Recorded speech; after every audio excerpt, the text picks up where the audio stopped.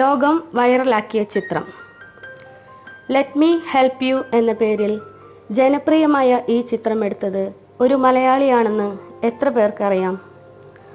ഒറാങ്കൂട്ടാൻ എന്ന കാട്ടുമനുഷ്യന്റെ നന്മ ലോകത്തിനു മുന്നിൽ കാണിച്ചു തന്ന വ്യക്തി മലയാളിയായ അനിൽ ടി പ്രഭാകർ ആണ്. പൊന്നാനി സ്വദേശി ആയ ഇദ്ദേഹം ഇപ്പോൾ ഇന്തോനേഷ്യയിൽ മൈനിങ് കമ്പനിയിൽ സീനിയർ പ്രൊജക്ട് മാനേജറാണ്. അനിൽ ഫോക്കസ് ചെയ്ത ഓരോ ചിത്രങ്ങളും വ്യത്യസ്തമായ കഥകൾ നമ്മോട് പറയുന്നു. നമുക്ക് അനിലിനെ കൂടുതൽ പരിചയപ്പെടാം.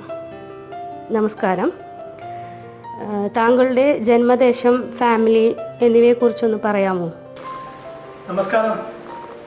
വളരെ സന്തോഷം ഇങ്ങനൊരു സ്പേസ് തന്നതിൽ. നാട് പൊന്നാനിയാണ്. പൊന്നാനിയിലാണ് വളർന്നതും ജനിച്ചതും വളർന്നതും പഠിച്ചതും എല്ലാം പൊന്നാനിയാണ്. ഡാഡി തിരൂരുകാരനാണ്, ഭാരതപ്പുഴയുടെ അപ്പുറം. അമ്മ പൊന്നാനിക്കാരിയാണ്. വർഷങ്ങളായിട്ട് പൊന്നാനിയിലോട്ട് ഷിഫ്റ്റ് ചെയ്തതാണ്. അമ്മയ്ക്ക് ജോലി പൊന്നാനിയിലായിരുന്നു, അങ്ങനെ ഷിഫ്റ്റ് ചെയ്തതാണ്. അമ്മയ്ക്കും ഡാഡിക്കും 4 മക്കളിൽ ഞാൻ ഏറ്റവും താഴത്തെയാണ്. എനിക്ക് മുകളിലുള്ള മുതിർന്ന ജ്യേഷ്ഠൻ അനീഷ്, പിന്നെ 2 ചേച്ചിമാർ അനിത അനില. ഇതാണ് എൻ്റെ കുടുംബം. ഞാൻ കല്യാണം കഴിച്ചിറക്കുന്നത് ചാവക്കാട് നിന്നാണ്, അമലാദേവി. അമ്മ റിട്ടയർഡ് ഹെഡ് ടീച്ചറായിരുന്നു. ഡാഡി എക്സ് സർവീസ്മാൻ ആയിരുന്നു. ഡാഡി മരിച്ചു, 2008 മരിച്ചു. ഇതാണ് എൻ്റെ കുടുംബം. ഞാൻ പഠിച്ചു വളർന്നതെല്ലാം പൊന്നാനിയിലായിരുന്നു. പൊന്നാനിയിലെ സ്കൂള്, AVS സ്കൂള്, ചെറുവായിക്കുള്ള സ്കൂള്, AVS സ്കൂള്, പിന്നെ MES കോളേജിൽ പ്രീ ഡിഗ്രി. അത് കഴിഞ്ഞ് ഞാൻ പോണ്ടിച്ചേരി സെൻട്രൽ യൂണിവേഴ്സിറ്റിയിൽ MSc ചെയ്തു. ഇതാണ് എൻ്റെ ഫാമിലി, എൻ്റെ ഏർലി ലൈഫ്. ഒരുപാട് യാത്രകൾ, വ്യത്യസ്തമായ ഇടങ്ങൾ, സംസ്കാരങ്ങൾ. ഇതിൽ താങ്കളെ സ്വാധീനിച്ച ഒരു അനുഭവം വിശദീകരിക്കാമോ? അതെ, യാത്ര വളരെ വളരെ സന്തോഷം തരുന്ന, അല്ലെങ്കിൽ എൻ്റെ ജീവിതത്തിലെ ഒരു അവിഭാജ്യ ഘടകം എന്ന് തന്നെ പറയാം യാത്രയെ. ഇന്നലെയും തുടങ്ങിയതല്ല യാത്ര. ഞാൻ പ്രീ ഡിഗ്രി പഠിക്കുന്ന സമയം മുതൽ തുടങ്ങിയതാണ് യാത്ര. ഞാനൊരു നാച്ചുറോപ്പത്തിൽ അംഗമായിരുന്നു പ്രീ ഡിഗ്രി ടൈമിൽ. ആ ടൈമിൽ നമ്മൾ പല സർവേകളും ചെയ്തിട്ടുണ്ട്, പല കാടുകളും കയറി ഇറങ്ങിയിട്ടുണ്ട്. അപ്പോൾ അന്ന് തുടങ്ങിയതാണ്. അതിനുശേഷം ഞാൻ ഡിഗ്രി ചെയ്യുമ്പോൾ ഞാൻ ജിയോളജിയാണ് എടുത്തിരുന്നത്. ജിയോളജി ഓട്ടോമാറ്റിക്കലി നമുക്ക് കുറേ ഫീൽഡ് വർക്കുകൾ ഉണ്ടാവും.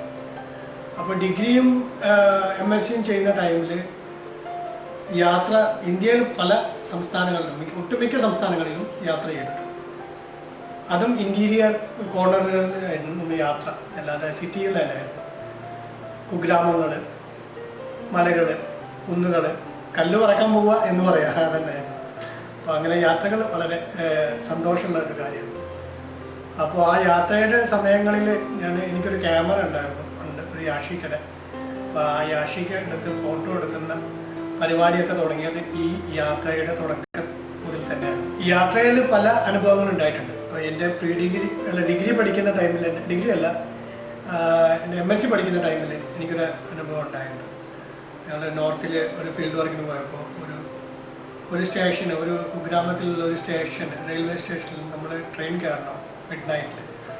അപ്പോൾ അത് 1 മിനിറ്റ് മാത്രം നിർത്തുന്ന ഒരു ട്രെയിനാണ്. അതിൽ രാത്രി ആയതുകൊണ്ട് ഒട്ടുമിക്ക എല്ലാ ബോഗികളും അടയ്ക്കും. അതാണ് നമ്മുടെ സീനിയേഴ്സ് പറഞ്ഞത്. അപ്പോൾ ആ ട്രെയിനിൽ കയറുക എന്നത് വലിയൊരു കടമ്പ തന്നെയായിരുന്നു. ഞങ്ങളൊരു 9 പേരുണ്ടായിരുന്നു അത് ആ ട്രെയിനിൽ കയറാൻ വേണ്ടി. അതൊരു മറക്കാൻ ആവാത്ത, ഇന്നും ഞാനതിനെക്കുറിച്ച് ആലോചിക്കുന്ന ഒരു യാത്രയായിരുന്നു അത് മറക്കാനാകാത്ത ഒരു സംഭവമാണ്. പിന്നെ അതുപോലെ തന്നെ വേറൊരു സംഭവം ഉണ്ടായി. നമ്മളൊരു ഗ്രാമത്തിൽ തന്നെ ഇതുപോലെ പോകുമ്പോൾ നോർത്തിൽ തന്നെ കുറേ ആൾക്കാർ നമ്മൾ ചേസ് ചെയ്ത് വരുന്ന ഒരു സംഭവം. അങ്ങനെ ഒട്ടുമിക്ക സംഭവങ്ങൾ ഉണ്ടായിട്ടുണ്ട്. ഇന്തോനേഷ്യയിൽ വന്ന് യാത്ര ചെയ്യുമ്പോൾ അത് വേറൊരു തലത്തിലായിരുന്നു. ഇവിടെ ഒരു ഫ്രീഡം ഉണ്ട് നമുക്ക് യാത്ര ചെയ്യാനുള്ള, ഒരു പേടിയില്ലാതെ നമുക്ക് യാത്ര ചെയ്യാം. അപ്പോൾ യാത്രകൾ എന്നെ ഇവിടെ ഭയങ്കരമായിട്ട് സ്വാധീനിച്ചിട്ടുണ്ട്. പല സ്ഥലങ്ങൾ കാണാൻ, പല ആൾക്കാർ, പല എത്നിക്ക്, പല ടൈപ്പ് റിച്വൽസ് അങ്ങനെയെല്ലാം കാണാൻ എനിക്ക് കാണാനും അറിയാനും അടുത്ത് ഇടപഴകാനെല്ലാം സാധിച്ചിട്ടുണ്ട് യാത്രകൾ കൊണ്ട്. അപ്പോൾ യാത്ര എൻ്റെ ജീവിതത്തിലെ ഒരു അവിഭാജ്യ ഘടകം തന്നെയാണ്. Fashion photography, wild life photography തുടങ്ങിയ വിവിധ വിഭാഗങ്ങളിൽ താങ്കളെ സ്വാധീനിച്ച വിഭാഗം ഏതാണ്? ഫാഷൻ ഫോട്ടോഗ്രാഫി ഞാൻ വീടായിട്ടും ചെയ്തു തുടങ്ങിയത്. എനിക്ക് 2 മെൻറ്റേഴ്സ് ഉണ്ട് അതിന്, പരാരീന്ദ്ര ആൻഡ് കെവിൻ. ഇവർ രണ്ടും നല്ല ഫോട്ടോഗ്രാഫേഴ്സാണ്, ഫേമസ് ആയ ഫോട്ടോഗ്രാഫേഴ്സാണ്, ഇന്തോനേഷ്യക്കാരാണ്. അപ്പോൾ അവരെ ഒരു ഇൻഫ്ലുവൻസാണ് എനിക്ക് ഈ ഒരു സെക്ടറിലേക്ക് ഞാൻ ചാടിയത്. പിന്നെ വൈൽഡ് ലൈഫ് ഞാൻ കൊണ്ട് ചെയ്യുന്ന വർക്കാണ് അത്. അതിനെ സീരിയസ് ആയിട്ട് ചെയ്ത് തുടങ്ങിയിട്ടില്ല എന്ന് എനിക്ക് പറയാൻ പറ്റുള്ളൂ. ഞാൻ അധികം സീരിയസ് ആയിട്ട് ചെയ്തിട്ടില്ല വൈൽഡ് ലൈഫ്. പിന്നെ ചെയ്യുന്നത് പോർട്രേറ്റ്സുകളും ഹ്യൂമൻ ഇൻട്രസ്റ്റും ആയ വർക്കുകളാണ്. ഈടായിട്ട് ഞാൻ കുറച്ചും കൂടി എൻ്റെ ഒരു ഓറിയൻറ്റേഷൻ ഞാൻ മാറ്റിയേക്കണം. ഇപ്പം ഞാൻ കൂടുതലായിട്ട് ഒരു ഫോട്ടോ ജേർണലിസം എന്നൊരു കോൺസെപ്റ്റിലോട്ട് ഞാൻ മാറിയത്, അല്ലെങ്കിൽ ഇമ്പാക്റ്റ്ഫുൾ ഫോട്ടോഗ്രാഫി എന്നൊരു പുതിയ ഒരു സെക്ടറിലോട്ടാണ് ഞാനിപ്പോൾ ഓറിയൻറ്റ് ചെയ്യുന്നത്. അപ്പോൾ അതന്നെയാണ് ഞാൻ അതിൽ ചിലപ്പോൾ എനിക്ക് കുറച്ച് ഇൻഫ്ലുവൻസുകൾ, എനിക്ക് എൻ്റേതായ കുറച്ച് കാര്യങ്ങൾ കൊണ്ടുവരാൻ പറ്റും എന്നൊരു തോന്നലുണ്ട്. അതുകൊണ്ടാണ്, കാരണം വേറെ ഒന്നുമല്ല, ഫോട്ടോഗ്രാഫി എന്ന് പറയുന്നത് എനിക്ക് കമ്മ്യൂണിക്കേഷൻ ലാംഗ്വേജാണ്, ഒരു ലാംഗ്വേജാണ്. എൻ്റെ ഫോട്ടോഗ്രാഫി എന്ന് പറയുന്നത് ഒരു ലാംഗ്വേജാണ്. It can communicate very faster than even we can talk something or even read something or something right. അപ്പോൾ അത് പെട്ടെന്ന് കമ്മ്യൂണിക്കേറ്റ് ചെയ്യുന്ന ഒരു മീഡിയയാണ് ഈ ഫോട്ടോഗ്രാഫി. അപ്പോൾ എനിക്ക് കുറച്ചില്ല എൻ്റെ വോയിസുകൾ എനിക്ക് ഈ ഫോട്ടോയിലൂടെ സംസാരിക്കണം എന്ന് ഉള്ള ഒരു മിഷനും ഒരു വിഷനും എൻ്റെ കയ്യിലുണ്ട്, എൻ്റെ മനസ്സിലുണ്ട്. അപ്പോൾ അതിലോട്ടാണ് ഞാൻ സഞ്ചരിക്കുന്നത്. അപ്പോൾ ആ ഒരു ഇതായിരിക്കും ഞാൻ ഇനിയുള്ള ഫ്യൂച്ചറിൽ ഞാൻ ചെയ്യാൻ പോകുന്നത്. അതിനുള്ളൊരു ടേണിംഗ് പോയിന്റ് എൻ്റെ ലൈഫിലുണ്ടായി, അതാണ് ഉള്ള സംഭവം. അപ്പോൾ ഞാൻ ആ ഒരു സെക്ടറിലോട്ടാണ് ഞാൻ കൂടുതൽ ഫോക്കസ് ചെയ്യുന്നത്. താങ്കളുടെ ജോലിയെ കുറിച്ചൊന്ന് പറയാമോ? എങ്ങനെയാണ് താങ്കൾ ഈ രംഗത്തേക്ക് എത്തപ്പെട്ടത്? ജോലി പ്രൊഫഷണലി ഞാനൊരു ജിയോളജിസ്റ്റ് ആയിരുന്നു. ഇപ്പോൾ ഒരു സീനിയർ പ്രൊജക്ട് മാനേജറാണ്. ഒരു മൈനിങ് പ്രൊജക്ട് റൺ ചെയ്യുന്നു. ജിയോളജിസ്റ്റായിട്ട് ആദ്യം ജോയിൻ ചെയ്തത് ഒരു ഇന്ത്യൻ കമ്പനിയിൽ, പിന്നെ പ്രൊമോഷനൊക്കെ കിട്ടി, അങ്ങനെ വന്ന് വേറെ കമ്പനിയിൽ മാറി.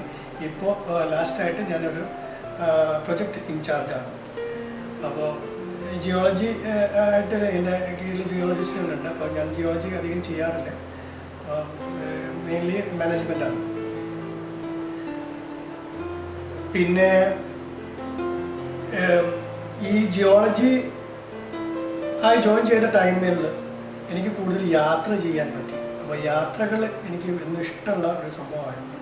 അപ്പോൾ അതുകൊണ്ട് ഈ ജോലി തുടങ്ങിയോടുക്കാനാണ് എനിക്ക് കൂടുതൽ യാത്ര ചെയ്യാൻ പറ്റിയതും, കൂടുതൽ ഫോട്ടോസുകൾ എടുക്കാൻ പറ്റിയതും, കൂടുതൽ സ്ഥലങ്ങൾ കാണാൻ പറ്റിയതും, കൂടുതൽ ആളുകളെ ഇൻട്രാക്ട് ചെയ്യാൻ പറ്റിയതെല്ലാം ഈ ജോലി കാരണമാണ്. അപ്പോൾ ഈ ജോലി എനിക്ക് വളരെ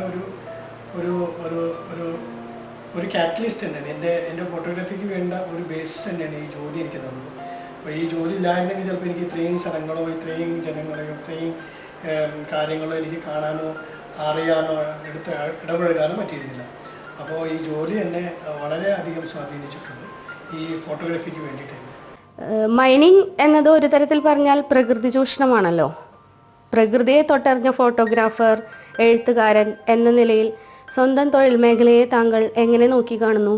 അതെ, മൈനിങ് അതൊരു കോൺഫ്ലിക്റ്റ് തന്നെയാണ്. അപ്പോൾ നിങ്ങൾ പറയുന്ന പോലെ ചൂഷണം എന്ന് പറയാം നമുക്ക് ഒറ്റ വാക്കിൽ. പക്ഷേ അത് ചൂഷണമായിട്ട് ഇന്നത്തെ പ്രസന്റ് വേൾഡിൽ അതിനെ എടുക്കത്തില്ല. കാരണം എന്ന് പറഞ്ഞാൽ ഒരു കൺട്രിയുടെ വെൽത്ത് അല്ലെങ്കിൽ അവരുടെ economy based on companies enrichment, അല്ലെങ്കിൽ ഒരു കമ്പനിയുടെ എൻറിച്ച്മെന്റ്, ഒരു കൺട്രിയുടെ എൻറിച്ച്മെന്റ് ആണ്. ഒരു മിനറൽസ്, ഒരു കൺട്രിയിൽ എന്തെല്ലാം മിനറൽസ് ഉണ്ട് അതാണ് ആ കൺട്രിയുടെ എക്കണോമി അല്ലേ. അപ്പോൾ ഏറ്റവും കൂടുതൽ ഏതൊരു കൺട്രിയുടെയും GDP അല്ലെങ്കിൽ അതിൻ്റെ എക്കണോമിയെ സപ്പോർട്ട് ചെയ്യുന്നത് ഈ മൈനിങ് ഇൻഡസ്ട്രിയാണ്, whether it is oil or other minerals. അപ്പോൾ അത് ചൂഷണമല്ല എന്ന് ഞാൻ പറയാൻ കാരണം പ്രോപ്പറായുള്ള മൈനിങ് മെത്തേഡ് അല്ലെങ്കിൽ ഗുഡ് മൈനിങ് പ്രാക്ടീസ് ചെയ്യുകയാണെന്നുണ്ടെങ്കിൽ അത് ട്യൂഷൻ ആവത്തില്ല. അപ്പോൾ അത് ഇന്തോനേഷ്യ പോലത്തുള്ള രാജ്യങ്ങളിൽ അത് വളരെ വ്യക്തമായിട്ട് ചെയ്യുന്നുണ്ട്. പ്രോപ്പറായ മൈനിങ് പ്ലാൻ ഉണ്ട്, മൈനിങ് മെത്തേഡ്സ് ഉണ്ട്, റൂൾസ് ആൻഡ് റെഗുലേഷൻസ് ഉണ്ട്. അപ്പോൾ everybody have to go through it. എല്ലാവരും ആ ഒരു വഴി കൂടെ യാത്ര ചെയ്യണം, ആ രീതിയിൽ മൈൻ ചെയ്യണം, അല്ലെങ്കിൽ അവരെ ലീസ് ക്യാൻസൽ ചെയ്യും. അപ്പോൾ കറപ്ഷൻ എല്ലാം കുറവായതുകൊണ്ട് ഉള്ള ഒരു കാര്യമാണ്. അപ്പോൾ കറപ്ഷൻ ഉള്ള കൺട്രീസിലാണ് ഈ പ്രശ്നങ്ങൾ. ഇപ്പോൾ ഫോറസ്റ്റ് ഏരിയയിലെല്ലാം മൈൻ ചെയ്യുന്ന ഒരു സംഭവം. ഇവിടെ മിക്ക എല്ലാ ലീസുകളും ബഫർ സോൺ, ഫോറസ്റ്റിൻ്റെ ബഫർ സോൺ പുറത്താണ് കിടക്കുന്നത്. റിസർവ് ഫോറസ്റ്റ് മൈനിങ്ങിന് കൊടുക്കാറില്ല. പണ്ട് ഉള്ള കുറച്ച് ബ്ലോക്സുകൾ, അത് PKB, ദുബൈബി എന്നുള്ള ബ്ലോക്സുകൾ ഒഴിച്ച് മറ്റുള്ള ഇതൊന്നും റിസർവ് ഫോറസ്റ്റ് മൈനിങ്ങിന് കൊടുക്കാറില്ല. അപ്പോൾ അങ്ങനെ ഈ കൺട്രി റെഗുലേറ്റ് ചെയ്യുന്നുണ്ട്. പിന്നെ ഗുഡ് മൈനിങ് പ്രാക്ടീസാണ് നമ്മൾ ചെയ്യേണ്ടത്. അപ്പോൾ ഞാൻ പറയാൻ കാരണം എന്ന് പറഞ്ഞിട്ടുണ്ടെങ്കിൽ, ഞാൻ ഈ ജോലിക്ക് ജോയിൻ ചെയ്തപ്പോൾ തന്നെ എൻ്റെ മനസ്സിൽ ഞാനൊരു നാച്ചുറൽ ലവറാണ്. ഞാൻ എങ്ങനെ ഇതിനായിട്ട് അഡോപ്റ്റ് ചെയ്യും എന്നത് വലിയൊരു സംഭവമാണ്. അപ്പോൾ എന്നെക്കൊണ്ട് ചെയ്യാൻ പറ്റാവുന്ന, ഞാനൊരു ഇൻഡസ്ട്രിയുടെ ഉള്ളിൽ കിടക്കുമ്പോൾ എന്നെക്കൊണ്ട് ചെയ്യാൻ പറ്റാവുന്നത് എന്താണ്, അതാണ് ഞാൻ ചെയ്തത്. അപ്പോൾ അതാണ് എന്നെക്കൊണ്ട് ചെയ്യാവുന്നതും അതാണ് നല്ലൊരു കാര്യമായിട്ട് ഞാൻ കണക്കാക്കുന്നത്. കാരണം നമ്മളൊരു ഇൻഡസ്ട്രിയിൽ ഉണ്ടാകുമ്പോഴാണ് നമ്മൾ അതിൻ്റെ കാര്യങ്ങൾ മനസ്സിലാക്കുന്നത്. അപ്പോൾ എൻ്റെ മനസ്സിൽ ഞാൻ പ്രോപ്പറായി ചെയ്യുന്ന റീവെജിറ്റേഷൻസും റിക്ലമേഷനും റീവെജിറ്റേഷനും അതുപോലെ അതിൻ്റെ പഴയ എൻവയോൺമെൻ്റൽ സപ്പോർട്ടായിട്ടുള്ള മൈനിങ് മെത്തേഡ് ആപ്റ്റ് ചെയ്യുക, പിന്നെ മൈൻ ചെയ്ത പിറ്റുകൾ നമ്മൾ റീഫിൽ ചെയ്ത് അതിൽ വെജിറ്റേറ്റ് ചെയ്ത് അത് പഴയ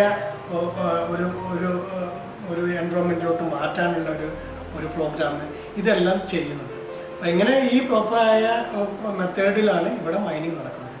അപ്പോൾ അതുകൊണ്ട് അത് ആ ഒരു രീതിയിൽ നമ്മൾ ചെയ്യുന്നതുകൊണ്ട് നമുക്ക് പറയാവുന്നത് നല്ല ഗുഡ് മൈനിങ് പ്രാക്ടീസ് ഉണ്ടെങ്കിൽ കുറേയൊക്കെ നമുക്ക് പ്രോപ്പറായിട്ട് ഈ കാര്യങ്ങൾ ചെയ്യാൻ പറ്റും. മീൻസ് നമുക്ക് എൻവയോൺമെൻറ്റിനോട് ഒരു കമ്മിറ്റ്മെൻറ്റ് ചെയ്യാൻ പറ്റും.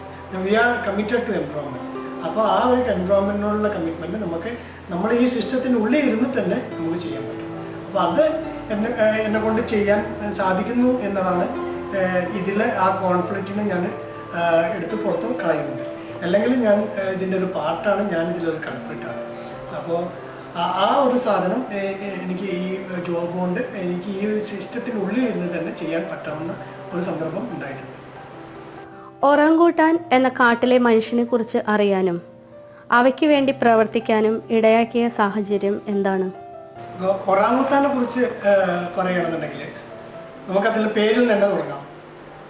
ഒറാങ്കൂത്താൻ മീൻസ് കാട്ടിലെ മനുഷ്യൻ, അല്ലെങ്കിൽ ഒറാങ് മീൻസ് മനുഷ്യൻ, ഉത്താൻ മീൻസ് കാട്. ഇന്ന് ഭാഷയിൽ അല്ലെങ്കിൽ ഇന്തോനേഷ്യൻ ഭാഷയിൽ അല്ലെങ്കിൽ മലായുവിൽ ഉള്ള മീനിങ് അതാണ്.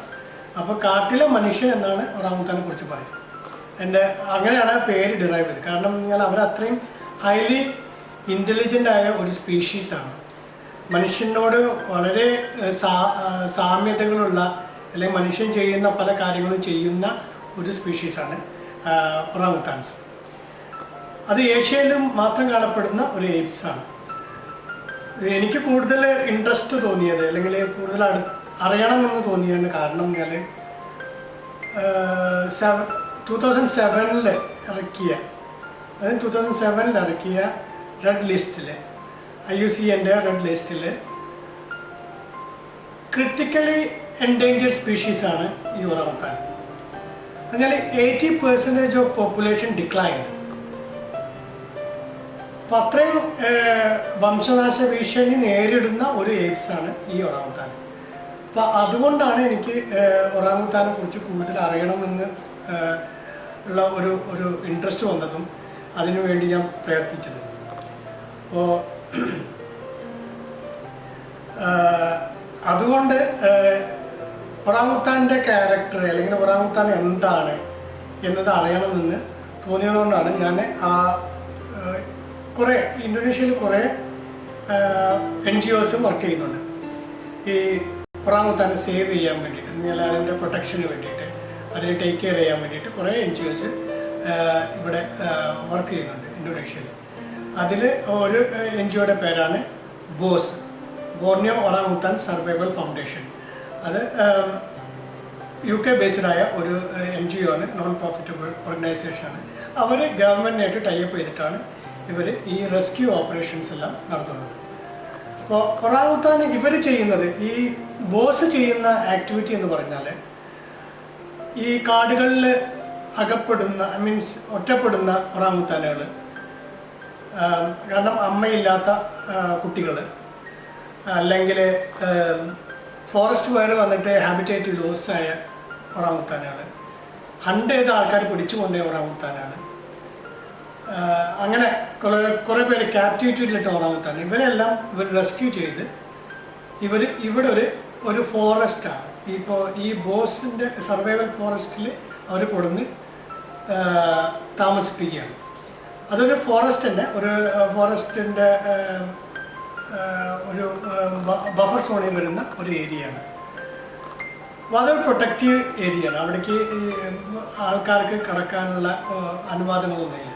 അപ്പോൾ അവിടെയാണ് ഇവർ ഈ ഒരു ഫൗണ്ടേഷൻ സ്ഥിതി ചെയ്യുന്നത്. ഇവർ മെയിനായിട്ട് ചെയ്യുന്നത് ഇത്രയും ഈ ക്യാപ്റ്റിവിറ്റിയിൽ നിന്നൊക്കെ കൊണ്ടുവരുന്ന ഒറാങ്ങുട്ടാനെല്ലാം ഷോക്കായിരിക്കും, ഭയങ്കര ഒരു ഡിപ്രസ്ഡ് ആയിരിക്കാം, ചിലവർക്ക് വൂണ്ട് ഉണ്ടായിരിക്കാം. അങ്ങനെയുള്ള ഇതിനെല്ലാം ശുശ്രൂഷിച്ച് ഇവരെ വൈൽഡിലോട്ടിൽ വീണ്ടും കൊണ്ടുപോകാൻ വേണ്ടി, അല്ലെങ്കിൽ കാട്ടിലോട്ട് വീണ്ടും കൊണ്ടുപോകാൻ വേണ്ടിയിട്ട് ഉള്ള ഒരു ഇടത്താവളം മാത്രമാണ് ഈ ബോർണിയോ ഒറാങ്ങുട്ടാൻ സർവൈവൽ ഫോറസ്റ്റ്. അപ്പോൾ അവിടെ ഈ ചികിത്സ എല്ലാം കഴിഞ്ഞ് അവരെ വീണ്ടും മെയിൻ ഫോറസ്റ്റിലോട്ട് കൊണ്ടുപോകും. ഇതൊരു ഫോറസ്റ്റാണ്. ഈ ഫോറസ്റ്റ് ഹൈലി സർവൈവലുള്ള ഒരു സർവൈവലൻസ് ഉള്ള ഒരു ഫോറസ്റ്റാണ്. ഇവിടുന്ന് ആരും പുറത്ത് ചാടി പോവുക അല്ലെങ്കിൽ വേറെ ആരെങ്കിലും വന്ന് ഹണ്ട് ചെയ്യുക അങ്ങനത്തെ പ്രശ്നങ്ങളൊന്നും ഉണ്ടാകും. അപ്പോൾ അതുകൊണ്ട് ഇവിടുന്ന് ഇവരെ സംരക്ഷിച്ച് അത് പെർഫെക്റ്റായി അതിനെ ഒറ്റയ്ക്ക് മരം കയറാനും അല്ലെങ്കിൽ ഒറ്റയ്ക്ക് ഫുഡ് സെർച്ച് ചെയ്യാനും പറ്റുന്ന ഒരു പാകം ആയി കഴിഞ്ഞാൽ അവരെ മെയിൻ ഫോറസ്റ്റിലോട്ട് വിട്ടയക്കും. ഇതാണ് ഈ ഫൗണ്ടേഷൻ ചെയ്യുന്നത്. ഈ ഒറാങ്ങുട്ടാൻ്റെ വാസസ്ഥലം, സാമൂഹ്യ സ്വഭാവങ്ങൾ, ഭക്ഷണ രീതികൾ ഇവയെക്കുറിച്ചൊക്കെ ഒന്ന് വ്യക്തമാക്കാമോ? ബേസിക്കലി രണ്ട് ഒറാങ്ങുട്ടാൻ ടൈപ്പുകളാണ്. ഒന്ന് ബോർണിയൻ ഒറാങ്ങുട്ടാൻ, ഒന്ന് തബനൂലി ഒറാങ്ങുട്ടാൻ. ഒന്നല്ല സുമാത്രൻ ഒറാങ്ങുട്ടാൻ, രണ്ട് ബോർണിയൻ ഒറാങ്ങുട്ടാൻ. ഇങ്ങനെ രണ്ട് ടൈപ്പാണ്. സുമാത്രൻ ഒറാങ്ങുട്ടാന് അതിൻ്റെ സൈസ് വളരെ സ്മോൾ ആയിരിക്കും rather than Borneo orangutan. Borneo orangutan bigger size ആയിരിക്കും.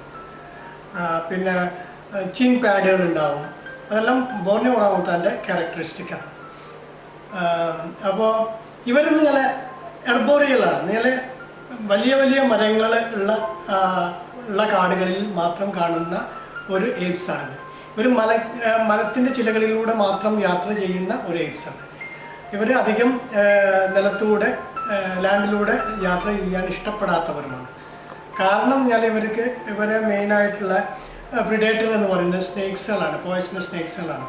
അപ്പോൾ സ്നേക്സുകൾ ഇപ്പോൾ മരത്തിലുള്ള സ്നേക്സിനെ അവർക്ക് ഫൈറ്റ് ചെയ്യാൻ പറ്റും, അവർ നടന്നു പോകുന്നവർക്ക് ഫൈറ്റ് ചെയ്യാൻ പറ്റും. അതുകൊണ്ട് അവർ അധികം നിലത്ത് ഇറങ്ങി നടക്കാത്ത ഒരു എയ്പ്സാണ് ഈ ഒറാങ്ങുട്ടാൻസ്. പിന്നെ എന്ന് പറയുന്നത് ഇവർ കൊളോണിയലാണെങ്കിലും ഇവർ കൂട്ടത്തോടെയാണ് ജീവിക്കുന്നതെങ്കിലും അമ്മയും മക്കളും മാത്രമാണ് കൂട്ടത്തോടെ താമസിക്കുന്നത്. അച്ഛൻ മേറ്റിംഗ് കഴിഞ്ഞ് കുട്ടികളുണ്ടായി കഴിഞ്ഞാൽ അച്ഛൻ നാട് വിടും. അച്ഛൻ പുറത്തെ ക്ലസ്റ്ററിലായിരിക്കും ജീവിക്കുക. അപ്പോൾ അമ്മയും കൊച്ചുങ്ങളും മാത്രം ജീവിക്കുന്ന ഒരു ക്ലസ്റ്റേഴ്സാണ് വരുന്നത്. അപ്പോൾ അങ്ങനെയുള്ള ഐലൻഡ് ക്ലസ്റ്റേഴ്സിലാണ് ഈ ഒറാങ്ങുട്ടാൻസുകൾ ജീവിക്കുന്നത്. 15 വർഷത്തോളം കുട്ടികൾ അമ്മയോടൊപ്പം ജീവിക്കും. അപ്പോൾ അമ്മയാണ് കുട്ടികളെ മരം കയറാനും ഫുഡ് സെർച്ച് ചെയ്യാനൊക്കെ പഠിപ്പിക്കുന്നത്. അപ്പോൾ അതാണ് ഈ ഒറാങ്ങുട്ടാൻ്റെ ഒരു പ്രത്യേകത. രണ്ടാമതെന്ന് പറഞ്ഞിട്ടുണ്ടെങ്കിൽ ഈ ഒറാങ്ങുട്ടാനുകൾ മനുഷ്യനെ പോലെ തന്നെയാണ്. അവർക്ക് പ്രഗ്നൻസി പീരീഡ് മനുഷ്യനെ പോലെ തന്നെയാണ്. ഒരു കുട്ടിയാണ് ഉണ്ടാവാറ്, ചിലപ്പോൾ 2 കുട്ടികൾ ഉണ്ടാവാം, അത്രേ ചാൻസ് ഉള്ളൂ ഇവർ ഒരൊറ്റ ഡെലിവറിയിൽ. പിന്നെ ഉള്ളതെന്ന് പറഞ്ഞിട്ടുണ്ടെങ്കിൽ ഇവർക്കൊരു പ്രഗ്നൻസി ഗ്യാപ്പ് ഉണ്ട്. ഒരു 6 to 8 years ആണ് ഇവരെ പ്രഗ്നൻസി ഗ്യാപ്പ്. അപ്പോൾ അതുകൊണ്ടാണ് ഈ ഒറാങ്ങുട്ടാനുകളുള്ള പ്രശ്നങ്ങൾ അവരെ പോപ്പുലേഷൻ വളരെ ഡിക്ലൈൻ ചെയ്യാനുള്ള കാരണം. ഈ ഹണ്ട് ചെയ്ത് കൊല്ലപ്പെട്ട ഒറാങ്ങുട്ടാനുകൾ അതുപോലെ അല്ല റീപ്രൊഡക്ഷൻ നടക്കുന്നില്ല. കാരണം ഈ ഒരു പ്രഗ്നൻസി ഗ്യാപ്പ് കാരണം. അപ്പോൾ അതുകൊണ്ട് 6 മുതൽ 8 വർഷം വരെ ഇവർ ഗർഭധാരികളാവാൻ ശ്രമിക്കാറില്ല ഒരു ഡെലിവറി കഴിഞ്ഞാൽ. അപ്പം അതാണ് ഇതിൻ്റെ മെയിൻ പ്രോബ്ലംസ്. ഈ ഡിക്ലനേഷൻ, അവരെ പോപ്പുലേഷൻ ഡിക്ലനേഷൻ നടന്നതുകൊണ്ടുള്ള പ്രശ്നം. അതുകൊണ്ട് എന്തുകൊണ്ട് പുതുതായിട്ട് ന്യൂ ജനറേഷൻ വരാത്തതിനുള്ള പ്രശ്നം ഇതാണ്. അപ്പോൾ പിന്നെയുള്ള അവരൊരു ക്യാരക്ടർ എന്ന് പറഞ്ഞിട്ടുണ്ടെങ്കിൽ ഇവർ മനുഷ്യനെ പോലെ തന്നെ കിടക്കാൻ വേണ്ടിയിട്ട് സ്ലീപ്പിംഗ് ബെഡുകൾ ഉണ്ടാക്കും. മരത്തിൻ്റെ ചില്ലകൾ കൊണ്ടും ലീഫുകൾ കൊണ്ടും സ്ലീപ്പിംഗ് ബെഡ് ഉണ്ടാക്കും. പിന്നെ ഇവർ ഹണ്ടിങ് നടത്തും, ഫിഷുകൾ കഴിക്കും. ഫലങ്ങൾ മാത്രമല്ല, ഫിഷ് അല്ലെങ്കിൽ ഇൻസെക്റ്റുകളൊക്കെ ഇവർ ഭക്ഷിക്കും. ഫിഷുകളെ പിടിക്കാൻ വേണ്ടി മരം കൊണ്ട് കൂർത്ത ആയുധങ്ങൾ ഉണ്ടാക്കുക, അങ്ങനെയുള്ള സാധനങ്ങളൊക്കെ ഇവർ ചെയ്യും. അങ്ങനെയുള്ള ഹൈലി ഡെവലപ്ഡ് ആണ് ഇവരത്. സ്വന്തമായിട്ട് മെഡിസിന്, ഇപ്പം എന്തെങ്കിലും വൂണ്ടായി കഴിഞ്ഞാൽ അവർ സ്വന്തമായിട്ട് മെഡിസിന് അവർ ചില്ലകൾ അല്ലെങ്കിൽ ഈ ലീഫുകൾ കൊണ്ട് മെഡിസിൻ ഉണ്ടാക്കിയിട്ട് അവർ തന്നെ ട്രീറ്റ് ചെയ്യും. അപ്പം അങ്ങനെ അത്രയും ക്വാളിറ്റി ഉള്ള ഒരു ലൈഫാണ് ഈ ഒറാങ്ങുട്ടാൻസുകൾ ജീവിച്ചു വരുന്നത്. അപ്പോൾ അത് വല്ലാത്തൊരു നമുക്കൊക്കെ ഇത് കാണുമ്പോൾ തന്നെ നമുക്ക് തന്നെ വല്ലാത്തൊരു ഇത് തോന്നും. കാരണം ഇത്രയും കാലിബേർഡായ, ഇത്രയും കരിസ്മാറ്റിക് ആയ ഒരു എനിമൽ നമ്മുടെ ലോകത്തിലുണ്ടല്ലോ എന്ന് പറയുമ്പോൾ അപ്പോൾ അതാണ് ഒറാങ്ങുട്ടാൻ്റെ സ്പെഷ്യാലിറ്റി. ഒറാങ്കൂട്ടാനെ ദത്തെടുത്ത് സംരക്ഷിക്കുക എന്ന ആശയം എങ്ങനെയാണ് ഉടലെടുത്തത്? എന്താണ് അതിൻ്റെ നടപടിക്രമങ്ങൾ? നമ്മുടെ നാട്ടിൽ ഇത്തരം പ്രവർത്തനങ്ങൾക്ക് സാധ്യതയുണ്ടോ? ഞാൻ ഈ NGO-നെ കുറിച്ച് പഠിച്ചപ്പോൾ അവരെ വെബ്സൈറ്റിലെല്ലാം പോയി നോക്കിയപ്പോഴാണ് ഇങ്ങനെ ഒരു പ്രോഗ്രാം, ഒരു ദത്തെടുക്കുന്ന ഒരു പ്രോഗ്രാം ഉണ്ടെന്ന് മനസ്സിലാവുന്നതും അതിൻ്റെ ബേസിലാണ് ഞാൻ അവർക്ക് ഇമെയിൽ ചെയ്യുന്നതും അവരെന്നെ ക്ഷണിക്കുന്നതും ഞാൻ അവിടെ പോകുന്നതും എല്ലാം ഈ ഒരു പ്രോഗ്രാമിൻ്റെ ഭാഗമായിട്ടാണ്. ദത്തെടുക്കുക എന്ന് പറയുന്നത് നമ്മൾ പൈസ പേ ചെയ്ത് ഒറാങ്ങുട്ടാനെ വീട്ടിൽ കൊണ്ടുവരില്ല, നമ്മളൊരു ഡൊണേഷൻ കൊടുക്കലാണ്. ആ ഡൊണേഷൻ കൊടുക്കുന്നത് അതിൻ്റെ സംരക്ഷണത്തിന് വേണ്ടിയിട്ടുള്ള ഒരു ഡൊണേഷൻ. അപ്പോൾ അവർ ചിലപ്പോൾ അവർക്ക് അസുഖങ്ങൾ വരുമ്പോൾ അതിന് ട്രീറ്റ് ചെയ്യാൻ വേണ്ടിയിട്ട്, ഈ ഫ്രൂട്ട്സ്, മരങ്ങളിൽ ഫ്രൂട്ട്സ് ഇല്ലാതെ വരുമ്പോൾ അവർ ഫ്രൂട്ട്സ് എത്തിച്ചു കൊടുക്കാൻ വേണ്ടിയിട്ട്, അങ്ങനെ കുറേ കാര്യങ്ങൾ ഈ ഒരു സർവൈവൽ ഫോറസ്റ്റിൽ നടക്കുന്നുണ്ട്. പിന്നെ മെഡിസിനുകൾ, കാരണം ഇവരെല്ലാം പല ഒറാങ്ങുട്ടാൻ, ഇതിലുള്ള പല ഒറാങ്ങുട്ടാനുകളും വളരെ ഇഞ്ചേർഡായിട്ടൊക്കെയാണ് ഇവർ റെസ്ക്യൂ ചെയ്ത് കൊണ്ടുവരുന്നതാണ്. ഈ പല കാടുകളെയും കാട്ടുതീ ഉണ്ടായിട്ടും ആൾക്കാരെ ഹണ്ട് ചെയ്തിട്ടും ഇവിടെ ചിലവർ ക്യാപ്റ്റിവിറ്റിയിൽ നിന്നെല്ലാം ഈ ഒറാങ്ങുട്ടാനെ റെസ്ക്യൂ ചെയ്തിട്ട് കൊണ്ടുവരുന്ന സ്ഥലമാണത്. അപ്പോൾ പല ഒറാങ്ങുട്ടാനും ഇവിടെ വരുന്നത് അസുഖങ്ങളായിട്ട്, അല്ലെങ്കിൽ വൂണ്ടഡ് ആയിട്ട്, അല്ലെങ്കിൽ സ്ട്രോക്ക്, അല്ലെങ്കിൽ അങ്ങനെ ആയിട്ടുള്ള ഒരു കണ്ടീഷനിലാണ് ഒറാങ്ങുട്ടാൻ ഇവിടെ വരുന്നത്. അവരെ പരിരക്ഷിക്കാനും ശുശ്രൂഷിക്കാനും വേണ്ടിയിട്ടുള്ള ഒരു തുക എന്ന രീതിയിലാണ് ഈ ഡൊണേഷൻ നമ്മൾ കൊടുക്കുന്നത്. ഇതാണ് ഈ ഡൊണേഷൻ അല്ലെങ്കിൽ എന്താ പറയുക, അഡോപ്ഷൻ എന്ന കോൺസെപ്റ്റ്. അപ്പോൾ അത് ചെയ്യണം എന്ന് എനിക്ക് വളരെ ഒരു മനസ്സിൽ തോന്നിയൊരു സംഭവമാണ്. അങ്ങനെയാണ് ഞാനത് ചെയ്യുകയും അവരെ ഒരു ടീമിൻ്റെ ഒരു അംഗമായി മാറുകയും ചെയ്തത്. അപ്പോൾ ഞാനിപ്പോൾ ഒരു അഡോപ്റ്റീവ് പാരൻ്റാണ്. ഭൂമി എന്ന് പറയുന്ന ഒരു ഒറാങ്ങുട്ടാൻ്റെ അഡോപ്റ്റീവ് പാരൻ്റാണ്. ഞാൻ വളരെ സന്തോഷിക്കുന്നു ഇങ്ങനെ ഒരു ഇനീഷ്യേറ്റീവ് അവർ ചെയ്യുന്നതിലും അതിലൊരു ഭാഗമാകാൻ കഴിഞ്ഞതിലും. എൻ്റെ ഒരു കമ്മിറ്റ്മെൻറ്റ് ഞാൻ നിറവേറ്റാൻ എനിക്ക് സാധിക്കുന്നതും ഈ ഒരു പ്രോഗ്രാം ഉള്ളതുകൊണ്ടാണ്. അപ്പോൾ വളരെ സന്തോഷമുള്ളൊരു കാര്യമാണ് അത്. നമ്മുടെ ഇന്ത്യയിൽ ഇങ്ങനത്തെ സംഭവങ്ങൾ ഒറാങ്ങുട്ടാൻ മറ്റുള്ള എനിമൽസിന് ഉണ്ടോ എന്ന് എനിക്കൊരു അറിയാവുന്ന ചില കേസുകൾ ഞാൻ കേട്ടിട്ടുണ്ട്. ഈ ആനകളെ സംരക്ഷണത്തിന് വേണ്ടിയിട്ട് ഒരു കോൺസെപ്റ്റ്, അങ്ങനെയൊക്കെ ഞാൻ കേട്ടിട്ടുണ്ട്. ഇവിടെ ഒറാങ്ങുട്ടാന് വേണ്ടിയിട്ട് ഇപ്പോൾ ബോർണിയോയിലാണ് കൂടുതലായിട്ടും ഉള്ളത്. അങ്ങനെ പല മൃഗങ്ങൾക്ക് വേണ്ടിയിട്ടും പല രാജ്യങ്ങളിലും അത് ചെയ്യുന്നുണ്ട്. NGOs വർക്ക് ചെയ്യുന്നുണ്ട്. അപ്പോൾ അവർ ഒരു ഡൊണേഷൻ എന്ന രീതിയിലാണ് നമ്മൾ ചെയ്യുന്നത്. എടുത്ത ഫോട്ടോഗ്രാഫുകളിൽ താങ്കളെ ഏറെ സ്വാധീനം ചെലുത്തിയ ഒരു ചിത്രം ഏതാണ്? എടുത്ത ഫോട്ടോയിൽ ഏറ്റവും കൂടുതൽ ഇപ്പോൾ എനിക്ക് വേറൊരു സംശയമില്ലാതെ പറയാം, ഈ വൈറലായ ഒറാങ്ങുട്ടാൻ്റെ ഫോട്ടോ തന്നെ ആയിരിക്കും എൻ്റെ ജീവിതത്തിൽ തന്നെ എനിക്ക് അങ്ങനെ ഒരു നിമിഷം എനിക്ക് തന്നത്. അപ്പോൾ ആ ഒരു നിമിഷം എനിക്ക് ക്യാപ്ചർ ചെയ്യാൻ പറ്റിയത് തന്നെ എൻ്റെ ജീവിതത്തിൽ വന്ന ഏറ്റവും വലിയ ഒരു സൗഭാഗ്യമായി ഞാൻ അതിനെ കരുതുന്നു. കാരണം മറ്റൊന്നുമല്ല, ആ ഫോട്ടോയുടെ കണ്ടന്റ് അത് വളരെ വലിയൊരു മെസ്സേജാണ്. അതിൻ്റെ തോട്ട് പ്രോസസ്സിങ്, എനിക്ക് തന്ന ആ തോട്ട് പ്രോസസ്സിങ്ങും അത് പോസ്റ്റ് ചെയ്യാനുണ്ടായ സാഹചര്യവും. ആക്ച്വലി ഞാൻ ഈ ഫോട്ടോ എടുക്കുന്നത് ഞാൻ പറയില്ല, ഞാൻ ബോസിൽ വിസിറ്റ് ചെയ്ത ടൈമിൽ എടുത്ത ഫോട്ടോ ആണ്. ഞാൻ ഇത് എവിടെയും പോസ്റ്റ് ചെയ്തിരുന്നില്ല ഈ ഫോട്ടോ. മറ്റുള്ള എല്ലാ അതർ ഫോട്ടോസ് എല്ലാം ഞാൻ പോസ്റ്റ് ചെയ്തിട്ടുണ്ടായിരുന്നു. ഈ ഫോട്ടോ ഞാനൊരു കോമ്പറ്റീഷനൊക്കെ വേണ്ടിയിട്ട് മാറ്റി വെച്ച ഒരു ഫോട്ടോയാണ്. പിന്നെ ഈ 2020 എനിക്കൊരു മെസ്സേജ് കൺവേ ചെയ്യണം ഈ ലോകത്തിനോട്, അല്ലെങ്കിൽ ഈ ഫ്രണ്ട്സിനോട്, എൻ്റെ കൂട്ടുകാരോട് എനിക്കൊരു മെസ്സേജ് പാസ് ചെയ്യണമെന്ന് തോന്നിയ സാഹചര്യത്തിലാണ് ഈ ഫോട്ടോയുടെ സ്റ്റോറി അല്ലെങ്കിൽ ഈ ഫോട്ടോയെ ഞാൻ സോഷ്യൽ മീഡിയയിൽ പോസ്റ്റ് ചെയ്യാനുള്ളൊരു സാഹചര്യം ഉണ്ടായത്. ഈ ഫോട്ടോ ഞാൻ പോസ്റ്റ് ചെയ്യുന്നത് അതിൻ്റെ സെൻസേഷണലൈസേഷൻ എന്ന ഒരു കാറ്റഗറിയിലേക്കല്ല ഞാൻ ഇതിൻ്റെ ഫോട്ടോ പോസ്റ്റ് ചെയ്യുന്നത്. ഫോട്ടോ പോസ്റ്റ് ചെയ്തത് ഒരു കണ്ടന്റ് എനിക്ക് പാസ് ചെയ്യണം അല്ലെങ്കിൽ ഒരു കമ്മ്യൂണിക്കേറ്റ് ചെയ്യണം എന്ന ഒരു സാഹചര്യത്തിൽ ആണ് ഞാൻ ഈ ഫോട്ടോ പോസ്റ്റ് ചെയ്തത്. അപ്പം ഞാൻ ആ ഫോട്ടോ പോസ്റ്റ് ചെയ്യുമ്പോൾ അതിന് ഇങ്ങനെ ഒരു ക്യാപ്ഷൻ ഇട്ടുണ്ടായിരുന്നു: let me help you, once humanity dying in the mankind, sometime animals are guiding us back to our basics. ഞാൻ മനുഷ്യന്റെ മാനവികതയിൽ അല്ലെ മനുഷ്യന്റെ മനുഷ്യത്വം നശിച്ചു കൊണ്ടിരിക്കുന്ന ഈ കാലഘട്ടത്തിൽ ഒരു മൃഗം മനുഷ്യനെ കാണിച്ചു തരികയാണ്, ഇതാണ് ഹ്യൂമാനിറ്റി, ഇതാണ് മനുഷ്യത്വം, ഒരാളെ ഹെൽപ്പ് ചെയ്യുന്ന ഇതാണ് ഒരു മനുഷ്യത്വം. ഇത് താങ്കളുടെ അല്ലെങ്കിൽ നിങ്ങളുടെ കഴിവാണ്, ഇത് നിങ്ങൾ നഷ്ടപ്പെട്ടിരിക്കുന്നു, ഇത് നിങ്ങൾ തിരിച്ചെടുക്കുക. അത് തിരിച്ചെടുത്താൽ ഉണ്ടാവുന്ന ഗുണം, ഞാനത് തിരിച്ചെടുത്താൽ എല്ലാ ലോകത്തിന് തന്നെ ഗുണം വരുന്ന ഒരു സന്ദർഭമാണ്. ഹ്യൂമാനിറ്റി എന്ന ആ ക്യാരക്ടർ, എന്ന ആ സ്വഭാവം മനുഷ്യന് ഉണ്ടാവുന്നിടത്തോളം കാലം ലോകം നിലനിൽക്കും എന്ന ഒരു കോൺസെപ്റ്റ് ഇതിൻ്റെ പിന്നാലെ ഉണ്ട്. മനുഷ്യന് മനുഷ്യത്വം ഉണ്ടെങ്കിൽ മനുഷ്യന് ഹെൽപ്പ് ചെയ്യുകയും മനുഷ്യൻ പ്രകൃതിയെ സംരക്ഷിക്കുകയും മനുഷ്യൻ മൃഗങ്ങളെ സംരക്ഷിക്കുകയും എന്നൊരു കോൺസെപ്റ്റിലോട്ട് എത്തുന്ന ഒരു സംഗതിയാണ് ഈ ഹ്യൂമാനിറ്റി. ഈ ഹ്യൂമാനിറ്റി ഇല്ലാത്തതുകൊണ്ടാണ് നമ്മൾ മനുഷ്യന്മാർ ഈ മൃഗങ്ങളെ കൊന്നൊടുക്കുന്നതും പ്രകൃതിയെ നശിപ്പിക്കുന്നതും മനുഷ്യനെ തന്നെ ബോംബിട്ട് കൊല്ലുന്നതുമായ എല്ലാ ക്രൂരമായ കാര്യങ്ങളും ചെയ്തു പോകുന്നത്. അപ്പം ഇതാണ് എൻ്റെ ഫോട്ടോയുടെ കണ്ടന്റ്. ഈ കണ്ടന്റാണ് ഞാൻ പാസ് ചെയ്തത്.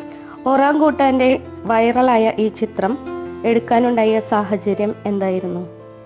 ആക്ച്വലി ഇത് ഉണ്ടായ സാഹചര്യം എന്ന് പറഞ്ഞത് അത് ഞാൻ പറയാം.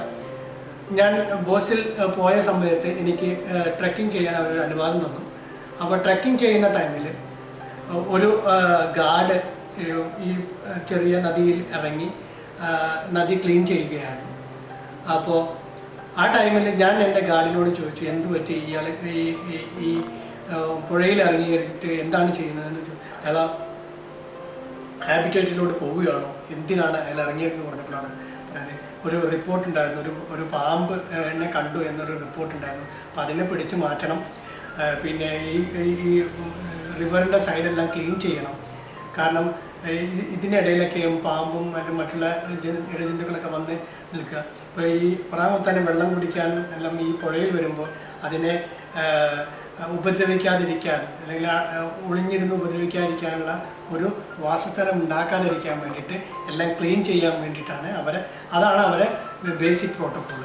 അപ്പോൾ അങ്ങനെ ചെയ്യുന്ന ഒരു ടൈമിൽ ഈ ഒറാങ്ങുത്താനെ റിവറിൻ്റെ സൈഡിൽ വരികയും വന്ന് ഈ ഗാർഡ് ചെയ്യുന്ന കാര്യങ്ങൾ നോക്കി കാണുകയും ചെയ്യുന്ന ഒരു സന്ദർഭത്തിൽ ഗാർഡിന് മൂവ് ചെയ്യാൻ ബുദ്ധിമുട്ടി, അയാളുടെ കാല് ചളിയിൽ പോകുന്ന ഒരു സന്ദർഭത്തിൽ അയാൾക്ക് മൂവ് ചെയ്യാൻ ബുദ്ധിമുട്ടിയ സമയത്ത് ഈ ഒറാങ്ങുത്താൻ ഒന്നും കൂടി അടുത്തോട്ട് വന്ന് കൈ കാണിച്ച ഒരു സന്ദർഭമാണ് ഞാൻ ക്യാപ്ചർ ചെയ്തത്. ഞാൻ ലിറ്ററലി അതിന് ഷോക്കായ ഒരു സംഭവമാണ്. ഒരു 3 സെക്കൻഡോളം 3 മിനിറ്റോളം നിന്ന ഒരു സംഭവമാണത്. അപ്പോൾ ഞാൻ ഷോക്കായി ഇത് കണ്ടപ്പോൾ. ഇങ്ങനെ ഇത് ഞാൻ ഒരിക്കലും പ്രതീക്ഷിച്ചില്ല. ഒരു ഒറാങ്ങുത്താൻ വന്നിട്ട് കൈ കാണിക്കുന്ന ഒരു സംഭവം ഞാൻ ഒരിക്കലും പ്രതീക്ഷിച്ചില്ല. അപ്പോൾ എന്തിനാ കൈ കാണിച്ചതെന്ന് പോലും എനിക്കറിയത്തില്ല. എനിക്ക് ഒരിക്കലും ഒറാങ്ങുത്താൻ്റെ മനസ്സിൽ എന്താണ് അപ്പോൾ പോയതെന്ന് എനിക്ക് പറയാൻ പറ്റത്തില്ല. പക്ഷെ എൻ്റെ മനസ്സിൽ തോന്നിയത് ആ ഒറാങ്ങുട്ടാൻ കൈ കാണിക്കുന്നത് അയാളെ സംരക്ഷിക്കാൻ, അയാളെ പുള്ള് ചെയ്യാൻ വേണ്ടിയിട്ട് കൈ കാണിച്ച പോലെയാണ് എനിക്ക് തോന്നിയത്. അതാണ് ആ ഒരു കോൺസെപ്റ്റിലാണ് ഞാൻ ഈ ഫോട്ടോ പോസ്റ്റ് ചെയ്തത്. അപ്പോൾ അയാൾ തിരിച്ച് കയറിയപ്പോൾ ഞാൻ ചോദിച്ചു, നിങ്ങൾ എന്തുകൊണ്ട് ആ ഒറാങ്ങുട്ടാൻ്റെ കൈ പിടിച്ചില്ല? ആ കൈ കാണിച്ചപ്പോൾ പറഞ്ഞപ്പോൾ കക്ഷി പറഞ്ഞത്, ഞങ്ങൾക്ക് അതിനുള്ള പ്രോപ്പർ ഗൈഡൻസ് ഉണ്ട്, അനാവശ്യമായി മൃഗങ്ങളായിട്ട് ഇൻട്രാക്ട് ചെയ്യരുത്, അവരുടെ ആവാസ വ്യവസ്ഥയിൽ ജീവിക്കുന്നവരാണ്, നമ്മളെ കൂടുതൽ അവരെ ആവാസ വ്യവസ്ഥയിൽ കയറി ചെല്ലരുത് എന്നൊരു കോൺസെപ്റ്റ്, എന്നൊരു റൂൾസ് ആൻഡ് റെഗുലേഷൻസ് ഈ ഫൗണ്ടേഷന് ചെയ്യുന്നുണ്ട്. അപ്പോൾ അവർ ഒരിക്കലും അതിനെ വിപരീതമായ കാര്യങ്ങൾ ചെയ്യാൻ പാടില്ല എന്നതുകൊണ്ടാണ്. അല്ല ആ കൈ കാണിച്ച് കൈ പിടിക്കുക, ആ ഒറാങ്ങുട്ടാൻ വെള്ളത്തിൽ വീഴുകയും ചെയ്തിരുന്നെങ്കിൽ ചിലപ്പോൾ ആ ഒറാങ്ങുട്ടാൻ്റെ ജീവിതത്തിന് തന്നെ വലിയ പ്രശ്നങ്ങൾ ഉണ്ടാകും. കാരണം ഒറാങ്ങുട്ടാന് നീന്താൻ പറ്റുന്ന ഒരു മൃഗമല്ല ഒറാങ്ങുട്ടാൻസ്. അപ്പോൾ അതൊക്കെയാണ് കാരണങ്ങൾ. അപ്പോൾ അങ്ങനെ ഒരു ഗൈഡ്ലൈൻസ് ഉണ്ട്, അതാണ് സംഭവം. ഇപ്പോൾ ഈ ഒരു സെൻസേഷനൊന്നും ഞാൻ പറഞ്ഞിരുന്നില്ല, എൻ്റെ കണ്ടന്റ് വേറെ ആയിരുന്നു. ആ കണ്ടന്റ് വെച്ചിട്ടാണ് ഞാൻ ഫോട്ടോ ചെയ്തത്. അപ്പോൾ ആ ഫോട്ടോ ഇന്ന് വലിയ മാധ്യമങ്ങൾ ഏറ്റെടുത്തു. അത് വളരെ സന്തോഷം. ഒരിക്കലും സ്വപ്നം കാണാൻ പറ്റാത്ത ചില മാധ്യമങ്ങളാണ് BBC-യും CNN-ഉം എല്ലാം അത് ടെലികാസ്റ്റ് ചെയ്യും, അത് എന്നെ ഇൻ്റർവ്യൂ ചെയ്യുകയും ചെയ്ത ഒരു സാഹചര്യം ഉണ്ടായപ്പോൾ എനിക്ക് ഇപ്പോഴും അത് വിശ്വസിക്കാൻ പറ്റാത്ത ഒരു സംഗതിയാണ് എൻ്റെ ജീവിതത്തിലുണ്ടായത്. അപ്പോൾ ഇന്നും അത് ഷെയർ ചെയ്യപ്പെടുന്നു. ഇൻസ്റ്റഗ്രാമിലും എല്ലാം പല ഭാഷകളിലായി പല രാജ്യങ്ങളിലായി ഇന്നും അത് ഷെയർ ചെയ്യപ്പെടുന്നു. അപ്പോൾ എന്തുകൊണ്ടും ആ ഒരു ഫോട്ടോ തന്നെയാണ് എൻ്റെ ജീവിതത്തിൽ എന്നെ മാറ്റിമറിച്ച ഒരു സംഭവം. അപ്പോൾ ആ ഒരു ഫോട്ടോ ആണ് എൻ്റെ ജീവിതത്തിൽ മാറ്റിമറിച്ചതും. ആ ഒരു ഫോട്ടോ ആണ് എൻ്റെ something special, closer to my heart എന്ന് പറയുന്ന ഒരു ഫോട്ടോ തന്നെയാണ് ഈ ഒറാങ്ങുട്ടാൻ്റെ ഹെൽപ്പിംഗ് ഹാൻഡ്. അപ്പോൾ വളരെ യാദൃശ്ചികമായി സംഭവിച്ച ഒന്നാണ് എൻ്റെ ജീവിതത്തിൽ എന്നെ വളരെ സന്തോഷകരമായ ഒരു ഫോട്ടോഗ്രാഫി ജീവിതത്തിലേക്ക് പിടിച്ച് കയറ്റിയത്. വളരെ സന്തോഷം. ആ ഒരു ഫോട്ടോ എനിക്ക് ക്ലിക്ക് ചെയ്യാൻ, അല്ലെങ്കിൽ എൻ്റെ ആ മൊമെൻറ്റിൽ എനിക്ക് അതിനെ ഗ്രാബ് ചെയ്യാനുണ്ടായ ആ ഒരു സന്ദർഭം എനിക്ക് തന്നതിൽ ഞാൻ വളരെ സന്തോഷവാനാണ്. ദൈവത്തിൻ്റെ ദൈവം എന്ന് പറയുന്ന ഒരു തേർഡ് എനർജി, അല്ലെങ്കിൽ ഒരു കോൺസെപ്റ്റിൻ്റെ ഒരു മിറാക്കിളായിരിക്കാം എനിക്ക് അങ്ങനത്തെ ഒരു മൊമെൻറ്റ് തന്നത്. Anyway I M so happy with that.